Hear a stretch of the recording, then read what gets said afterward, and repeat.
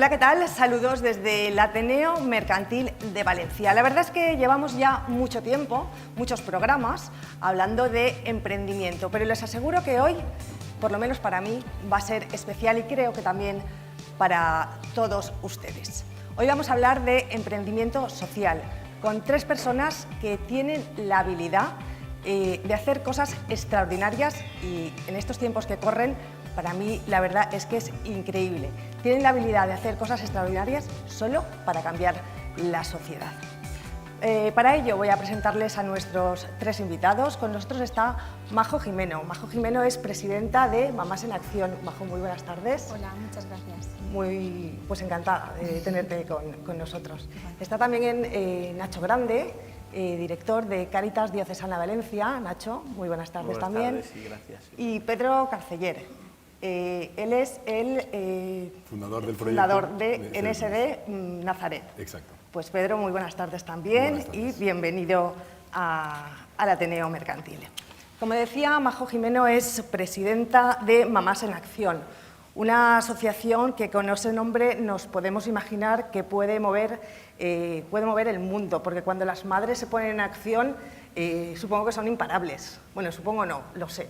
¿No, Majo? Bueno, también nos dicen que mamás y en acción es redundante, porque cuando una madre no está en acción, ¿no? Pues eso, cuando estas mamás en acción son madres, no solo son madres, ni siquiera son solo mujeres, pero son personas que además de estar en acción en sus casas, pues se ponen en acción fuera para poder contribuir a los niños que no tienen a sus papás cerca.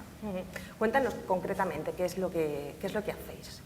Pues dedicamos tiempo de cariño a los niños que no tienen papás, como te decía, o no pueden vivir con ellos, en los momentos más difíciles, como cuando estás malito y no tienes acompañamiento, ¿no? Pues pasas tus días de hospital solo, sin nadie que esté a tu lado, o como cuando es el día de tu cumple, que cualquier niño vive con mucha alegría y que ellos viven con mucha alegría y sí tienen quien lo celebre con ellos, pero no viene ese día nadie especial, ¿no? Para celebrar con ellos el día que nacieron. Ya no tanto para traerles un regalo, sino para celebrar con ellos el día que vinieron al mundo y para demostrarles que te importan, que te acuerdas de ellos, que hoy la fiesta es para ti, que sabemos lo que te gusta y ningún cumple es igual que otro, porque son lo que nuestros niños quieren vivir y celebrar. ¿Y cómo surge? ¿Cómo se te ocurre? ¿De dónde nace esta idea? ¿Cómo se me ocurre? Aún lo estoy pensando. Vale. Aún no lo sé cómo se me ocurre.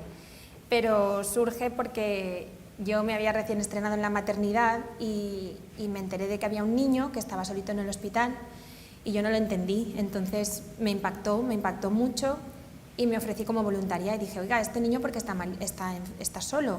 Y me dijeron, porque no tiene papás. Y dije, bueno, pero está enfermo, estaba en la fe, pero nadie viene aquí a cuidarle. Y me dijeron, no, estos niños cuando están aquí están en un entorno protegido, no pasa nada.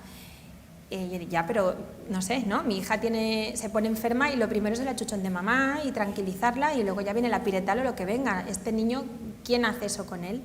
Y me dijeron que no había nadie. Entonces dije, bueno, pues yo me ofrezco como voluntaria, dígame usted, ¿quiere que venga a dormir? ¿Puedo venir mañana? Y me dijeron, bueno, ¿tú a qué colectivo perteneces? Y dije, no, yo a ninguno, yo vengo a título personal. Y me dijeron, no, a título personal no puedes venir. Dije, pues dígame a cuál me apunto. Y me dijeron, no, es que no lo hay, ¿no? Y así nació Mamás en Acción. ¿Y estos niños cómo llegan a vosotras? Pues a día de hoy nosotros sí tenemos firmado un acuerdo de colaboración con Consellería y con los hospitales. Entonces, tan pronto ingresa un niño en el hospital, y es uno de los perfiles con los que trabaja Mamás en Acción, que ya están establecidos con ellos previamente, ellos directamente nos llaman o es a través del Consell, de la Consellería de Bienestar Social, que contactan con nosotros y nos dicen, tenemos un niño, empezamos un acompañamiento. Ya nos has adelantado que no hay solo mamás, supongo que también hay papás en acción y amigos en acción, ¿no? Claro. Aquí cabe todo el mundo, entiendo. Aquí cabe todo el mundo que comparta la esencia de Mamás en Acción. Quiere decir, nosotros no excluimos a nadie por su condición social, ni por su sexo, ni por nada. O sea, cabemos hombres, cabemos mujeres, cabemos madres, padres, abuelitos, chicas jóvenes, chicos jóvenes, siempre que compartan la esencia de Mamás en Acción, el dar cariño gratuitamente por vocación, el dedicar horas al pie de una cama o preparar bocadillos y celebrar fiestas o ir a nuestro desván, que no te lo he dicho antes, donde también compartimos los enseres básicos para que niños que no tienen acceso a calzado, a ropa, ¿no? Pues pueden vestirse y pueden calzar y pueden jugar a deporte a veces, ¿no? Pues gracias a la generosidad de los ciudadanos, de las personas que lo donan y de las coordinadoras y del equipo del desván que trabajan todas las semanas incansablemente para que eso llegue. Me comentabas que en Mamás en Acción cabe todo el mundo, pero la verdad es que supongo que cuando tú estás cuidando a un niño tienes unos sentimientos muy encontrados, este niño luego pues, se cura seguramente, no todo el mundo está preparado para asumir todas estas sensaciones.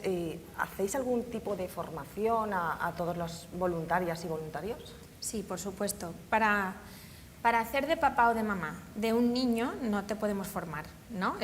Tú no estás llamado a hacer nada más que lo que el papá o mamá de la habitación de al lado hagan con su hijo. Y eso es lo que a ti te salga, ¿no?, de manera natural. Pero sí te vamos a dar una formación, es imprescindible para poder hacer nuestro programa de acompañamiento emocional. Y sobre todo también indicaciones de aprendizajes previos que nosotros ya hemos sacado, ¿no? Cuando empezamos no teníamos formación, ha habido muchos errores, ha habido muchas situaciones que hemos tenido que superar, pues vamos a ponerlas en común con la comunidad que empieza para evitarles estos errores y para compartir aprendizajes. Pero gran parte de esta formación es emocional, de cómo tú te vas a ver allí, cómo lo vas a vivir. Y por lo que me decías antes, pues es una frase que nos dice mucha gente. A veces te dicen, oye, pues me he enterado de que estás en Mamás en Acción, ¿y eso por qué lo haces? Es que yo no podría. ¿Qué necesidad tienes de sufrir así, no? Porque luego te vas a tu casa y dices, hombre, pues claro que sufres. Nadie le gusta ver a un niño, pero cada uno tenemos una motivación para ir al hospital. Yo te aseguro que más cobarde que yo, y los que me conocen aquí lo saben, no habrá nadie en Mamás en Acción, ni más Llorona tampoco. Lo que pasa es que mi motivación es que si yo no puedo, ellos están solos. Entonces mi motivación está por encima de, digamos, mi sufrimiento, mi bienestar, ¿no? También es cierto que si tú llegas a tu casa y no puedes desconectar y no puedes estar bien con tu familia, claro, no debes volver, ¿no? Porque tu primera misión está en tu casa y tu familia debe estar bien. Si tú llegas a tu casa y eres capaz de gestionar lo que está en tu mano y estar bien y disfrutarlo, fenomenal. Si no, es que además si nos enteramos no vuelves. Lo de las mamás es complicado, pero ¿cuál es la reacción de los niños cuando tienen una persona que ven por primera vez y que les da un abrazo, que les hace una caricia? ¿Cuál es su reacción? Pues al principio, si pueden, o sea, si hablan, si ya son mayores, normalmente no se cortan y te preguntan, ¿y tú qué haces aquí? ¿Y tú por qué vienes? Pero si tú no me conoces y le dices, mira, pues yo vengo porque yo no quiero que estés solo, pero si tú no me conoces de nada, ya, pero aún así yo no quiero que estés solo, porque seguro que lo vivirías diferente. Entonces al principio muchas veces hasta se tapan con la sábana y no te hablan, eso nos ha pasado. Y simplemente respetas el tiempo y esperas y no pasa nada, y ellos poco a poco te acaban buscando, porque realmente sí valoran que estés allí. Como muchas veces, ¿no? Le pasó a Merche y me pasó a mí con la misma niña. Pues estás durmiendo y de repente se despierta y te dice, Majo, ¿estás ahí? Y le dices, sí, pasa algo, y te dice, no, solo quería saber que estabas, ¿no? Pues, ¿y si no estuviera? A veces no te necesitan más para saber que no están solos, ¿no? Pues cada uno lo gestiona de una forma. No es fácil a veces la situación no, es... Yo creo que es bastante complicado. Sí. Oye, ¿y acompañáis solo a niños o también a familias o a madres que estén solas o a padres, solo a niños? Nosotros acompañamos a niños que no tienen papás o no pueden vivir con ellos. Y también contribuimos con familias en situaciones retadoras, pero porque volvemos a lo mismo, porque o contribuimos a que ellos puedan llevar adelante la situación o sus hijos estarían solos, con lo cual vuelve a ser acompañar a niños que estarían solos. Lo que yo decía, la verdad es que son cosas extraordinarias. ¿Cuántas voluntarias sois ahora mismo en Mamás en Acción? Pues en Valencia ya somos un poco más de 1000 voluntarios. 1000. Y en Madrid, que acabamos de arrancar, pues no sé la cifra exacta porque el viernes hubo una formación, pero yo creo que ya estamos por los 200 y pues eso. Te hacen falta, o sea, no es en plan qué fenomenal, qué fantástico, no, es que para acompañar 24 horas a un niño una semana necesitas muchísimos voluntarios. Claro. Imagínate si tienes 3 a la vez, como hemos tenido este mes pasado, o si te pasa como el mes de mayo del año anterior, donde durante un mes pasaron 10 niños por el hospital. O tienes una comunidad grande de voluntarios o no puedes comprometerte a acompañarlos, ¿no? Estáis ya en Valencia, estáis ya en Madrid. ¿Cuál es el futuro de Mamás en Acción? No lo sabemos. No hay un plan de expansión previsto ni organizado, ni estamos trabajando en un plan estratégico. Mira, ¿sabes? Lo único que nos mueve, que no haya niños solos, que no haya niños solos en los hospitales.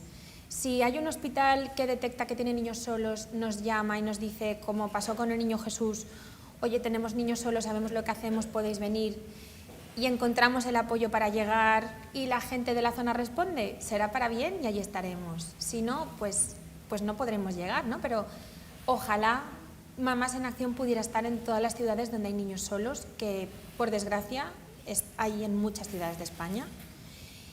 Pero si es para bien, con buena voluntad, llegaremos donde toque. Pero no tenemos una ambición de, sinceramente, no sé si queda muy bien, tenía que haber dicho que tenemos un plan estratégico brutal. Pero es la verdad, es la verdad. Pues nada, muchísimas gracias, enhorabuena. Nada, ahora seguimos hablando, vale. pero ahora vamos a hablar con Nacho Grande. Nacho ya he dicho que es director de Cáritas Diocesana Valencia desde el año 2014. Supongo que, Nacho, 5 años de mucho trabajo, mucho esfuerzo, muchos disgustos también, supongo, ¿no? ¿Alguno que otro?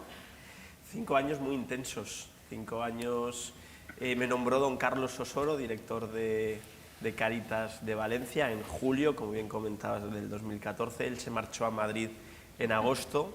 Yo me acuerdo que le dije, tanto se ha arrepentido de haber hecho lo que ha hecho don Carlos, de nombrarme, ¿no? Que fui su último nombramiento, pero luego ya enseguida vino don Antonio, el actual cardenal, y bueno, pues quiso que continuara.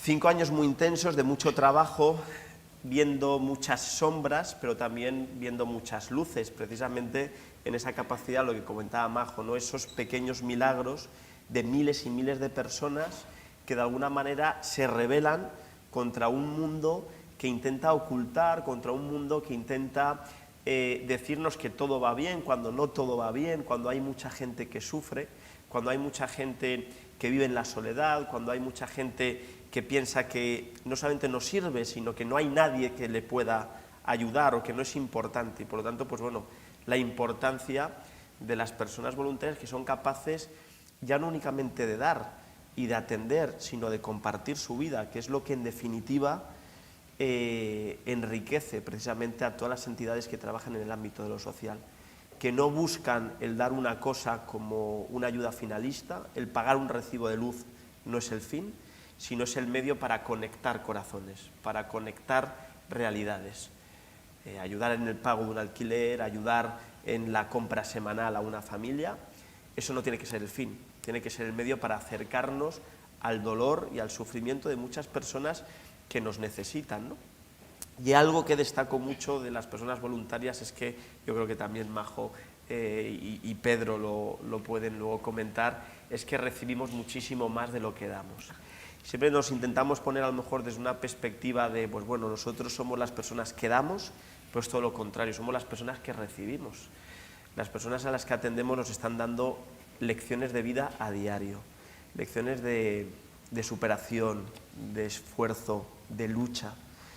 Personas que nos están ayudando también a saber reubicarnos y personas que nos están ayudando a entender la vida de otra manera y a darnos cuenta de que lo importante es lo verdaderamente importante y qué cosas son las que verdaderamente en este mundo valen la pena y no la que de manera constante nos están diciendo qué es lo que vale la pena, cuando pues bueno, encontramos a muchas personas que nos están diciendo, ojo, lo verdaderamente importante son otras cosas. Ahora hablaremos de todo esto, pero bueno, a estas alturas tampoco vamos a explicar qué es Cáritas Diocesana Valencia, porque todo el mundo lo conoce, pero sí que me gustaría, Nacho, que nos dieras algunas cifras significativas de voluntarios, centros y a cuántas personas atendéis.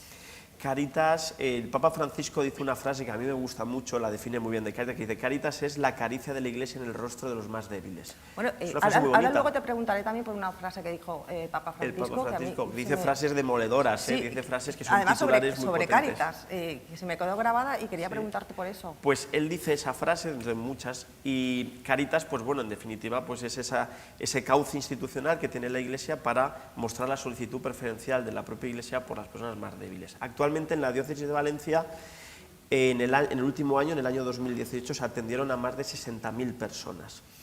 a través de 439 cáritas parroquiales gestionadas por 6.000 personas voluntarias.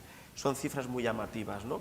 Pero más que la cifra, porque al fin y al cabo las cifras son muchas veces frías, detrás hicimos un cálculo en Cáritas y en el año 2018 se habían invertido más de 700.000 horas de voluntariado, que no son 700.000 horas de atender, sino 700.000 horas, vuelvo a insistir, de conectar corazones. Y esa es la riqueza. Ya no solamente las cifras, el número de personas voluntarias, sino la cantidad de personas, la cantidad de tiempo invertido en intentar luchar, trabajar por un mundo más justo, un mundo más fraterno, un mundo más social.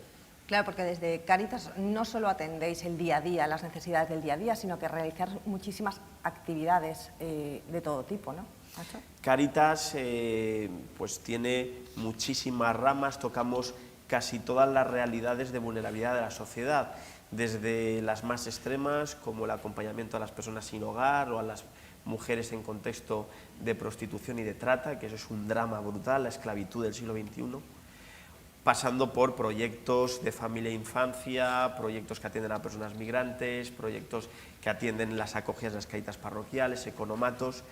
Es decir, las distintas cáritas parroquiales, las personas que las gestionan son muy creativas y van dando respuesta inmediata a los problemas y a las pobrezas que son nuevas.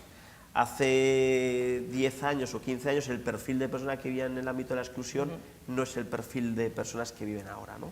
Por ejemplo, Proyecto Hombre depende de Cáritas.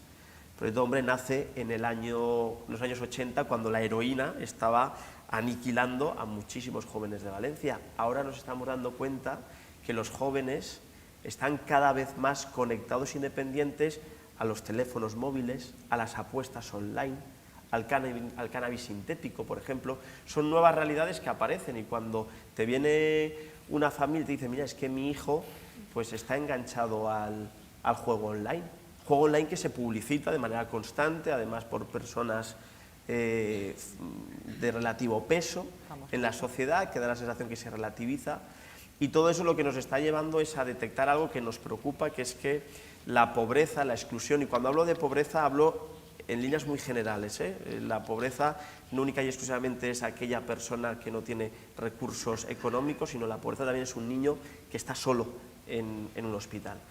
Nosotros nos estamos dando cuenta que en la sociedad, por desgracia, la pobreza está pasando de ser una lacra a combatir a ser un hecho a aceptar.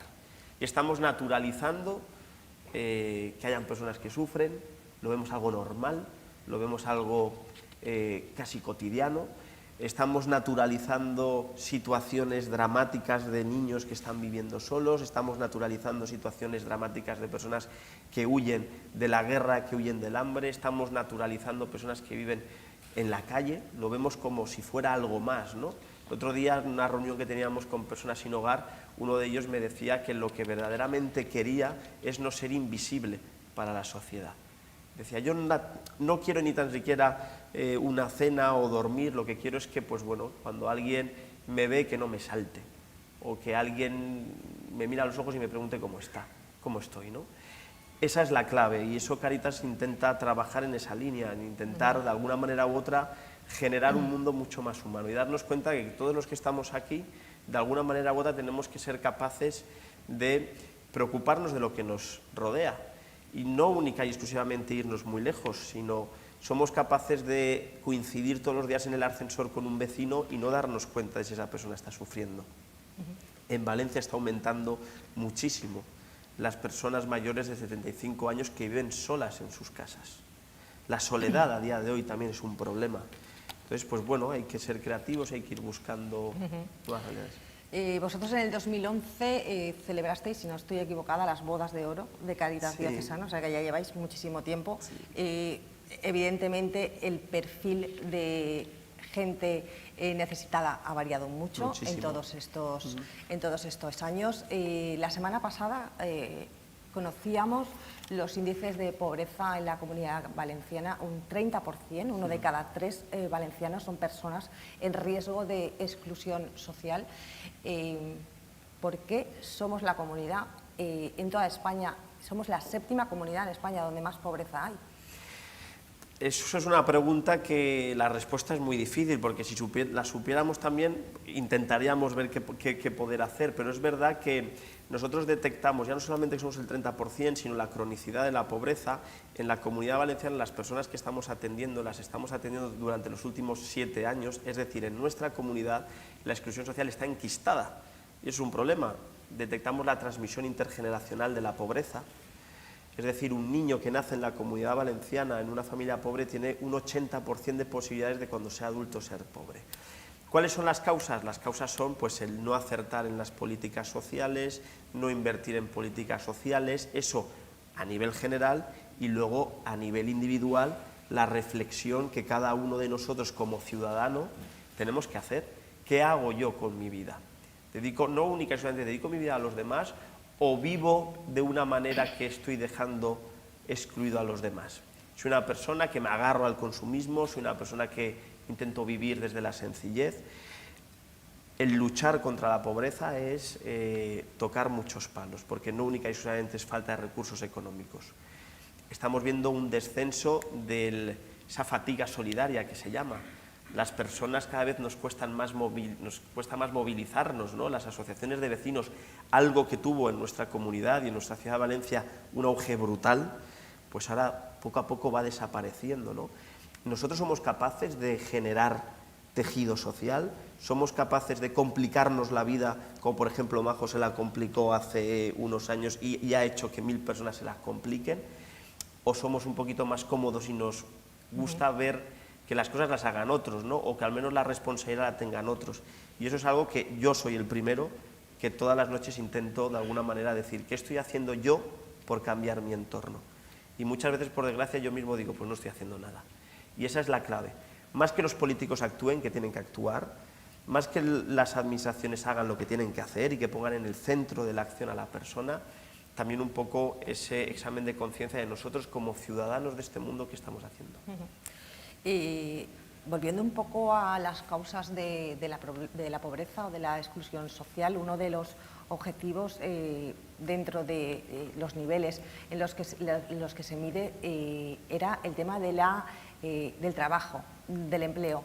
Tú denunciaste el año pasado que el trabajo es hoy un espacio de vulnerabilidad. ¿Por qué? Porque lo que antes era un espacio de consolidación de derechos ahora es un espacio de vulnerabilidad. Lo comentábamos antes por ahí, y es verdad. En España, y eso es una cifra del INE, no es una cifra nuestra, hay 6 millones de españoles que viven en una estabilidad social débil. Es decir, que llegan a final de mes, pero muy ajustaditos. Si mañana hubiera una crisis económica como la que tuvimos en el 2008, estos 6 millones de personas pasarían al ámbito de la exclusión de manera directa. No tienen ningún tipo de capacidad para afrontar una emergencia. Han consumido el paro, no tienen capacidad para ahorrar, viven con trabajos precarios. En Europa aparece la figura del trabajador pobre. A día de hoy, y es lo que estamos hablando, se naturaliza lo precario. Un joven de 23 años que acaba de salir de la carrera, pues se pega con un canto en los dientes por cobrar 800 euros al mes. Y eso hace que no se pueda independizar. En los 3 últimos años, en nuestra comunidad, los precios de los alquileres han aumentado en un 30%. Entonces, esa familia que solamente trabaja un miembro de la familia, que tiene un contrato temporal, unas jornadas parciales, trabajo precario, que gana 800, 900 euros al mes, pues si tiene que pagar 500 euros de alquiler y además tiene que mantener a 3 hijos y además tiene que pagar los gastos de la vivienda, pues bueno, llega muy justito. Si mañana se queda en el paro, ¿qué pasa con esta familia? Entonces, el trabajo, por desgracia, a día de hoy hemos naturalizado lo precario. Y hemos naturalizado que cualquier persona en estos momentos, lo que antes hablábamos de los mileuristas como algo que era, madre mía, pues algo raro, ahora algo raro a día de hoy. Es lo habitual. No solamente lo habitual, sino que es hasta casi lo deseado. Mucha gente que dice, yo cobro 1000 euros al mes, me conformo con esto. Por lo tanto, es muy complicado que una sociedad pueda avanzar con esas cifras. Y el empleo, por ejemplo, políticas que fomenten el empleo, políticas que dignifiquen el empleo, pues bueno, es la clave. No única y solamente normaliza la situación de una familia, sino que hace que entren unos ingresos para estabilizar. Bueno, vamos a seguir hablando de estas cosas y de muchas más. Pedro Carceller es fundador de NSD Amigos de Nazaret, es un proyecto solidario que nace como, Pedro. Pues nada, hace 6 años, pues 4 amigos. Soy un poco coetáneos con Mamás en Acción, ¿no? Sois un poquito ahí, sí. ¿no? Sí. Intentamos parecernos a la gente que lo hace muy bien, entonces estamos en ello. Nada, surgimos hace 6 años, pues nada, de forma muy espontánea. Éramos 5 amigos del colegio que entramos en la universidad, segundo bachiller, cambio de etapa, entrada universitaria. También tuvimos la fortuna en esa época de conocer a Nacho, que es el director del colegio principal del barrio de Nazaret, que es donde nosotros estamos actuando. Y entonces a raíz de ahí pues salió una inquietud en nosotros. Entonces dijimos, oye, es de justicia que nosotros también no solo nos dediquemos a nosotros mismos, sino también al que tenemos delante. Y entonces a partir de ahí, de ese conocimiento de la realidad, pues empezamos a tener una idea, a desarrollarla y ya llevamos 6 años ahí luchando. Trabajando sobre todo con niños y con adolescentes. Exacto, trabajamos... O sea, son universitarios que trabajan con niños y con adolescentes. Ahí es nada, ¿eh? Así es, más o menos, sí. Nosotros entramos en la infancia, adolescencia y juventud. Entonces, entre los 7 y 21 años. O sea, ya pasan incluso la edad de... Algún voluntario es más joven que algún nano con el que estamos.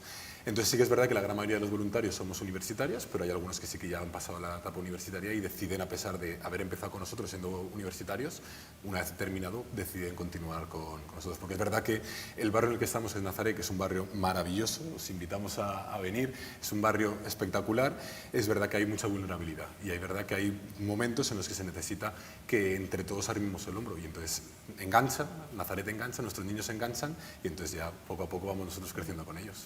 Bueno, y cuéntanos, ¿qué es lo que hacéis? ¿Cuáles son hacemos? vuestras actividades? Claro. Porque yo he visto que tenéis un montón de cosas. Sí, a ver, sí que es verdad que desde el momento centramos en nuestro punto de acción principal son los niños, nuestros niños y niñas.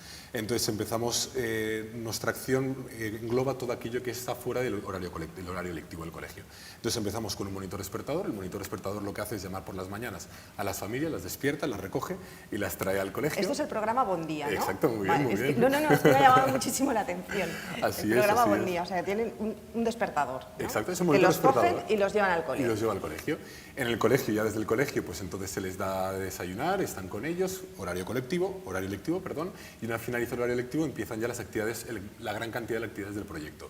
Tenemos desde meriendas saludables, actividades para las familias, tenemos también pues, hábitos saludables, cepillado de dientes con los más pequeñitos, actividades deportivas que van ligadas siempre al desarrollo personal y académico del niño. Continuamos con actividades prelaborales, formativas, un poquito para la inserción en el mercado laboral y por supuesto ese acompañamiento individual y personalizado para ayudarles a que los resultados académicos mejoren, ayudarles a estudiar, hábitos de estudio. Al final son 5 programas que poco a poco vamos desarrollando en conjunto también con el colegio, que hace que entre el colegio, y que esa es nuestra gran virtud, que entre el centro educativo y nosotros, formando un mismo cuerpo, hacemos que los niños caminen desde las 8 de la mañana hasta las 10 de la noche juntos de la mano. Bueno, vosotros, centro educativo y las familias, porque las familias tienen que estar implicadas Claro. De manera muy intensa, ¿no? en este proyecto. Fue uno de los retos al principio, el implicar a las familias, porque es verdad que había determinadas situaciones en las que no era muy favorable a que las familias se implicaran. Pero a lo largo de los años, yo creo que también viendo ellas, sobre todo las mamás, porque lo que comentaba Majo, son la gran mayoría mamás en acción, ¿no? Son madres coraje que, además de trabajar en sus casas, de intentar sacar adelante su hogar, deciden además intentar sacar adelante los hijos de sus compañeros del colegio. Entonces, muchas madres están además viniendo como voluntarias en el programa de meriendas saludables, pues en el apoyo y el desarrollo de actividades, por ejemplo, una carrera que hicimos el sábado pasado. Entonces, sí que es verdad que las madres y los padres han costado implicar, pero ahora son una pieza fundamental en aquellas familias en las que pueden y deciden apostar por nosotros.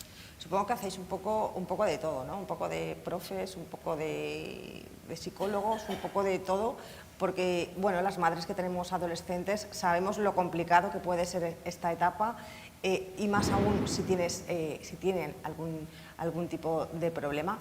¿Cómo gestionáis todo esto? Así es, o sea, curamos desde amores, ¿no? Desde males de amores de nuestros chavales hasta el hecho de acompañarles al Zara a comprarse una camisa para su primera entrevista de trabajo. Es decir, yo creo que la pieza fundamental, que es lo que han estado diciendo también, es una cosa que coincidimos, yo creo que entre los tres, nosotros muchísimo más pequeños, por supuesto, una cosa que coincidimos es en el acompañamiento. Intentamos acompañarles desde el primer momento. Entonces, desde... Claro, pero ¿eso cómo se lleva? Quiero decir, un niño pequeño lo entiendo, pero un niño adolescente, ¿cómo lleva el llevar un guardián, entre comillas, todo el día? Es que ahí va el acompañamiento, es decir, desde el momento en que tú te metes en su vida y ellos se creen que nosotros estamos por ellos, que es el motivo principal, que no hay ninguna remuneración, que estamos sacando nuestro tiempo libre única y exclusivamente porque les queremos, les apreciamos y queremos estar con ellos, desde ese momento el nexo de unión entre... Es el mejor puente de hormigón que puede existir. Es el momento en que se une esa confianza de dos corazones.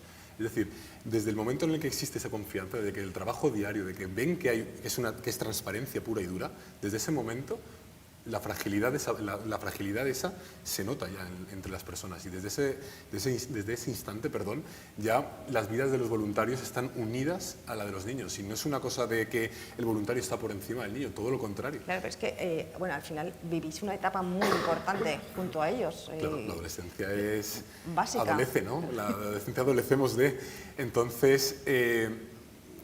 por ejemplo, han pasado 6 años. A los primeros niños que cogimos con 13, 14 años, ahora los ves con 18, 19 años y te sientes orgulloso porque algunos ya pues, son padres con 17, 18 años, otros están con sus primeros trabajos y has visto cómo han ido cambiando sus procesos vitales. Es verdad que también los nuestros han ido cambiando porque estamos hablando de... Yo empecé con 18 años, ahora tengo pues 24 años y mi vida ha cambiado durante estos 6 años igual que la de ellos. Y lo más bonito de todo es que nuestras vidas han cambiado juntos.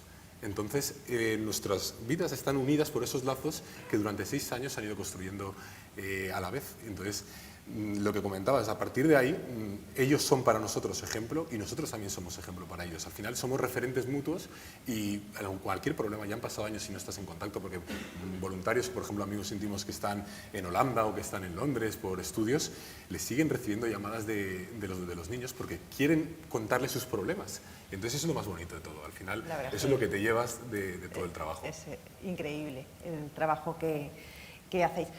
¿Si os ha dado ya el caso de algún niño cuidado se convierta ya en voluntario? Sí, y eso es otra de las cosas, otra de las perlas, ¿no?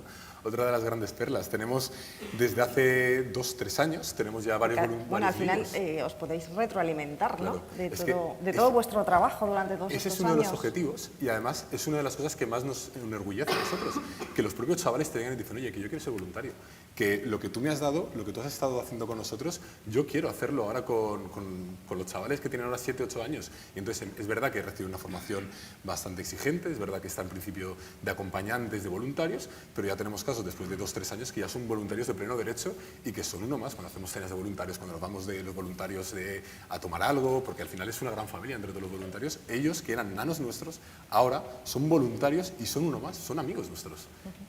¿Cuánta gente estáis en este proyecto ahora pues, mismo? claro, hablar después de tan grandes cifras.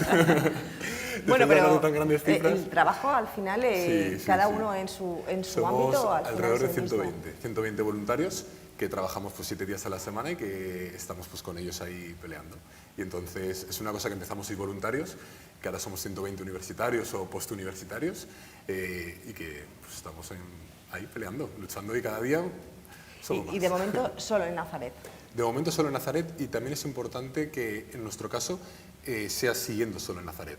Es verdad que hemos tenido contacto con otras ONGs, que han venido otras entidades y nos han dicho de poder nosotros ir a otros sitios, pero nosotros lo único que hemos hecho ha sido pasarle nuestro modelo, explicarles qué es lo que hacemos, porque nuestra vocación de servicio está junto al colegio, está junto a ese barrio y está junto a esos niños y junto a esas familias. Entonces, no tendría al final sentido que nos fuéramos a otro sitio porque... además de irnos a otro sitio, porque nuestro sentido está acompañado de esa realidad de Nazaret. Es decir, Nazaret tiene una idiosincrasia muy peculiar y nosotros después de tantos años nos hemos conseguido meter en ese tejido social. Queremos seguir ligados a ellos y lo que nos diferencia es seguir estando ligados a ellos de forma única y especial, que ellos se sientan especiales. Entonces, seguiremos así y seguiremos ofreciendo también nuestro modelo a quien lo necesite y a quien lo quiera. Pues Pedro, enhorabuena también por este gracias. trabajazo que estáis haciendo. 3 proyectos diferentes, bueno, 3 realidades ya asentadas en Valencia. pero decíamos al principio, con un objetivo común, el objetivo cambiar la sociedad y ayudar a los demás. Nacho, hablabas antes de que ha habido mucho trabajo, mucha ilusión, muchas luces, pero también muchas sombras, y ahora ya va para los tres. ¿Con qué problemas más importantes os encontráis en el día a día? Nacho. Fundamentalmente nosotros nos encontramos con tres problemas. El primero, lo comentaba antes, la cronicidad de las situaciones de pobreza, la sociedad, la exclusión se enquista. El segundo problema, los menores, es decir, el 30% de las personas que atendemos en Cáritas son menores. Por lo tanto, cuando hay una situación de debilidad en el seno de una familia, casi siempre los que peor pagan o que más pagan esas consecuencias son precisamente los menores, y por lo tanto pues esa pobreza infantil nos preocupa la transmisión intergeneracional de la pobreza, nos preocupa que pues un niño que nace en una familia pobre tenga un 80% de posibilidades de, cuando sea adulto, vivir en el ámbito de la exclusión, nos preocupa la desigualdad y nos preocupa sobre todo la invisibilidad o la naturalización de la pobreza.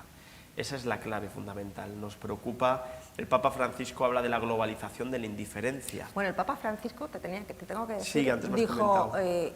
Cáritas no es una ONG. Claro. A ver, explícanos. Cáritas no es una ONG porque precisamente Cáritas es la Iglesia.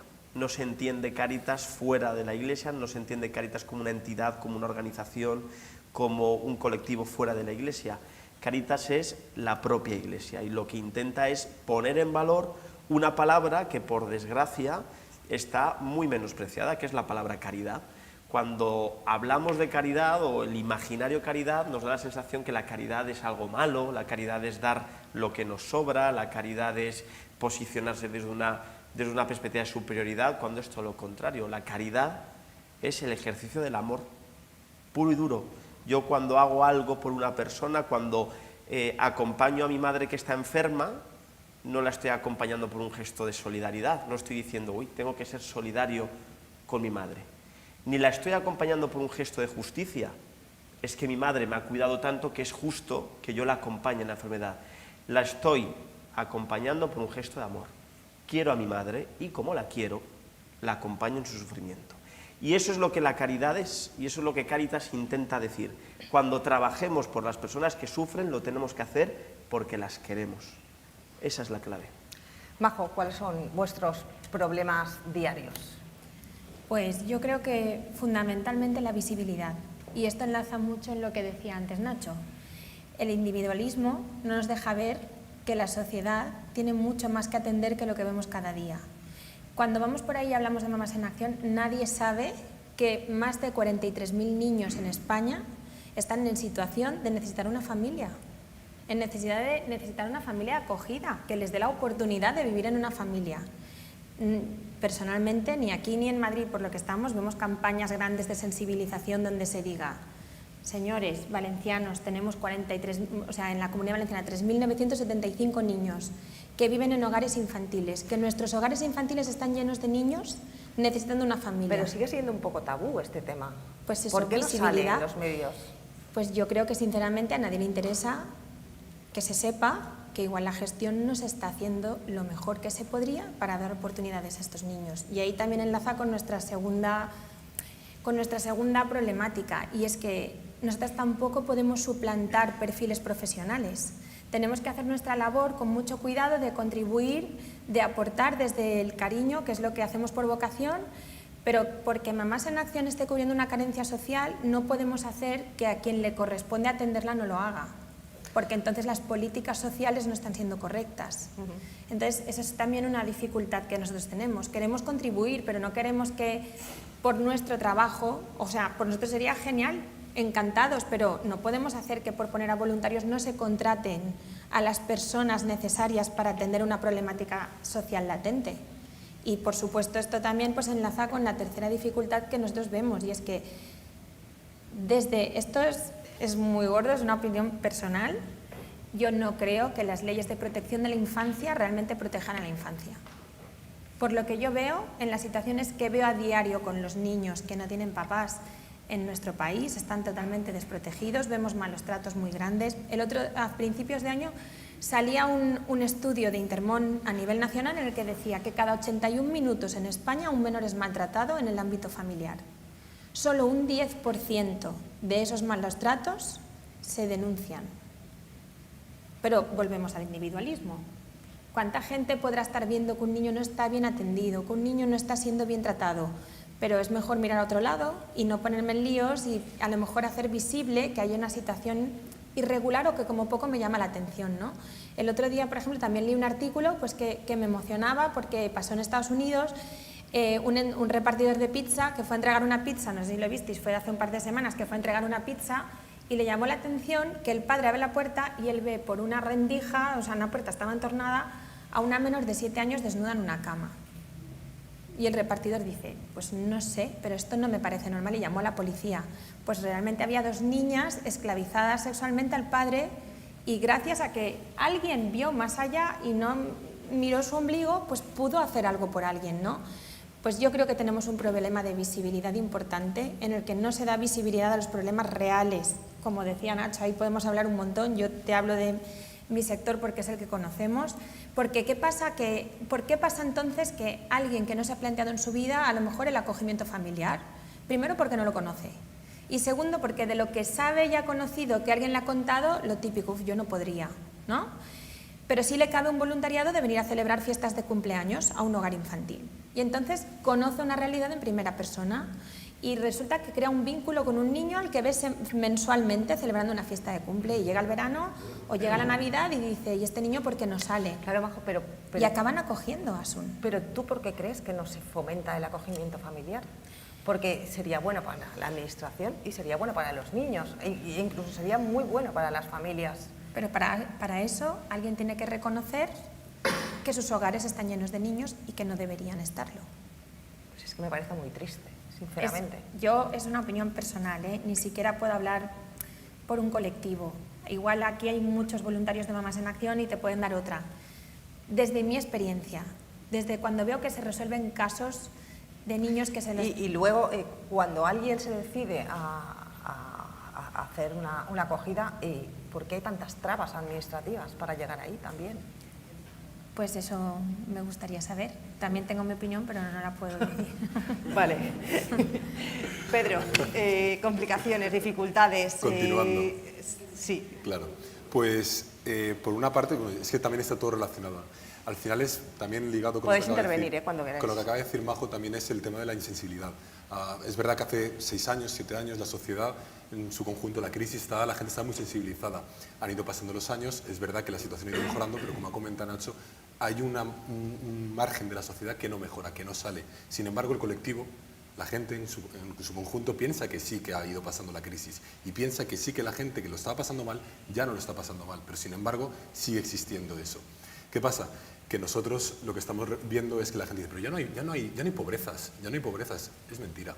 A lo mejor no hay pobreza, tanta pobreza económica, pero sí que hay esas pobrezas que estaban comentando Nacho.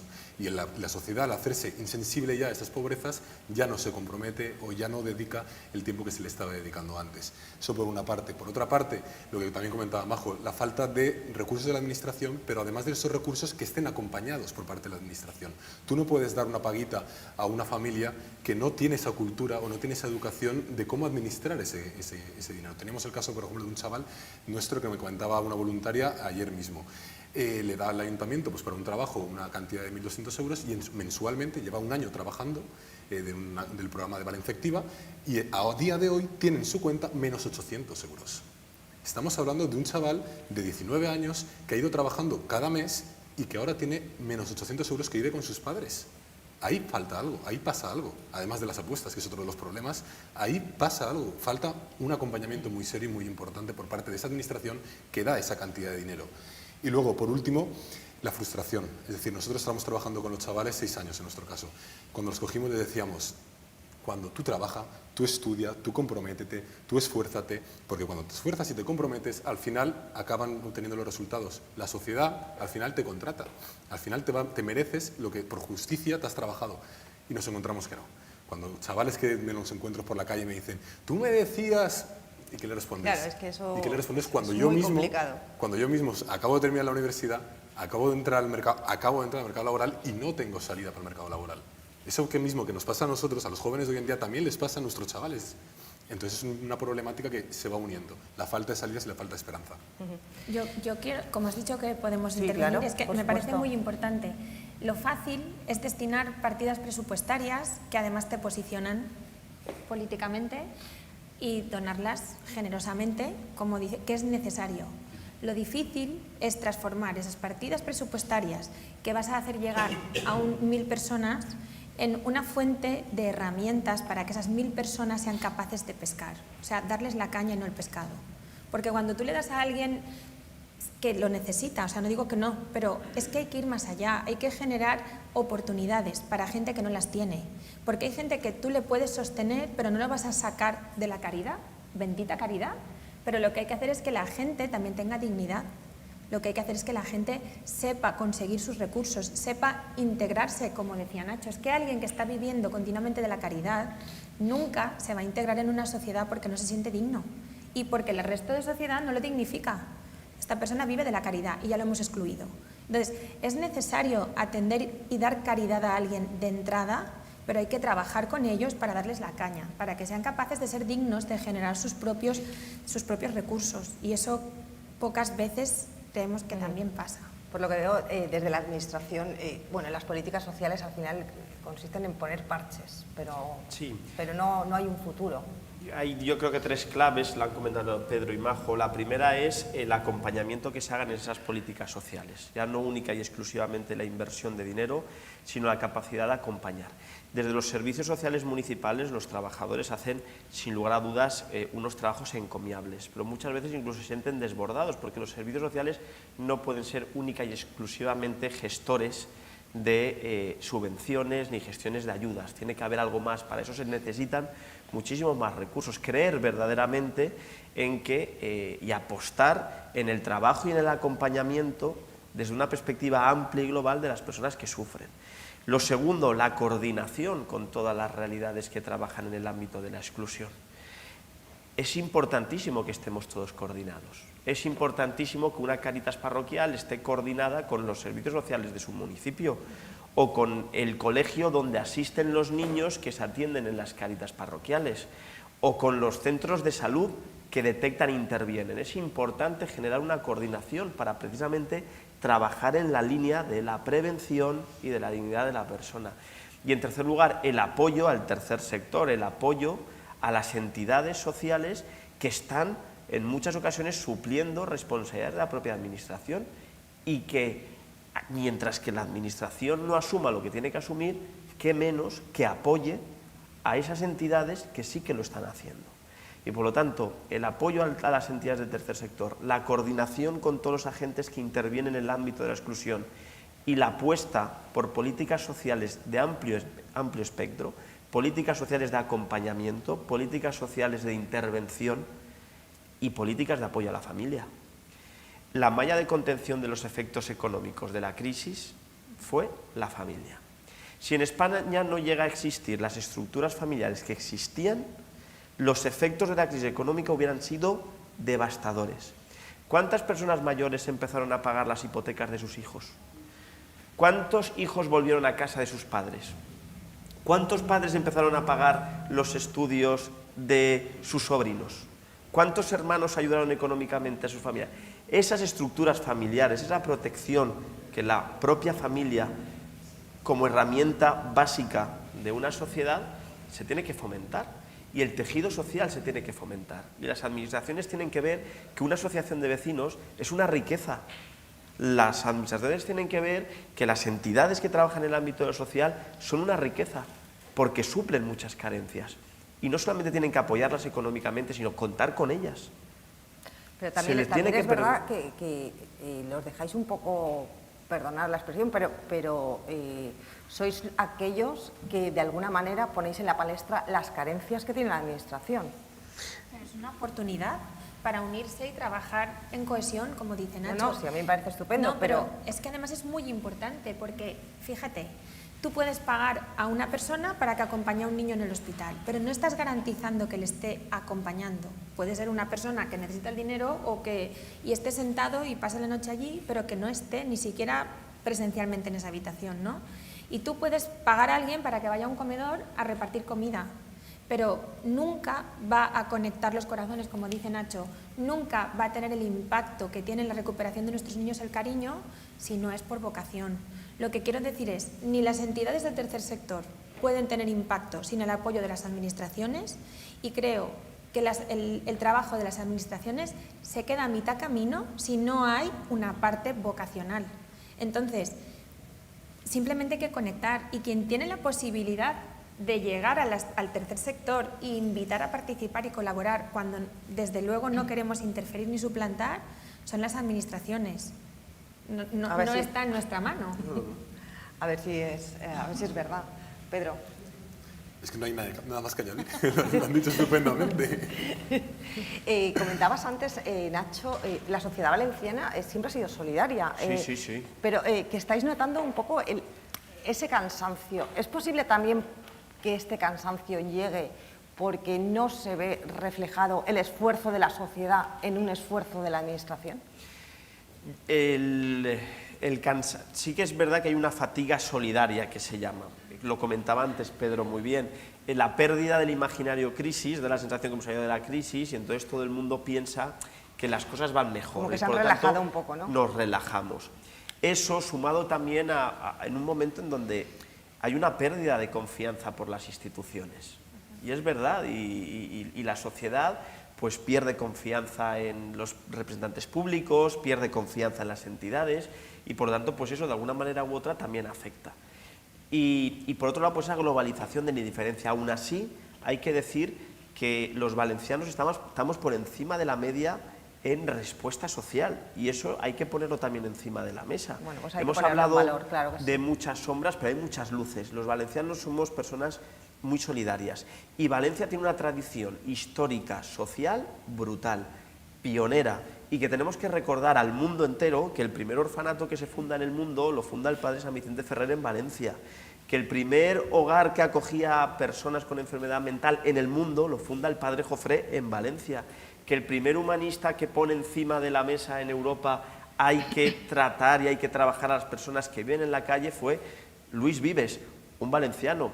O Santo Tomás de Villanueva, un santo, le llaman el obispo de los pobres, o Marcelino Laechea. Tenemos una historia, un bagaje cultural histórico en el ámbito de lo social que yo me atrevo a decir pionero en el mundo. Tenemos una patrona que tiene el título y la vocación, la Virgen de los Desamparados.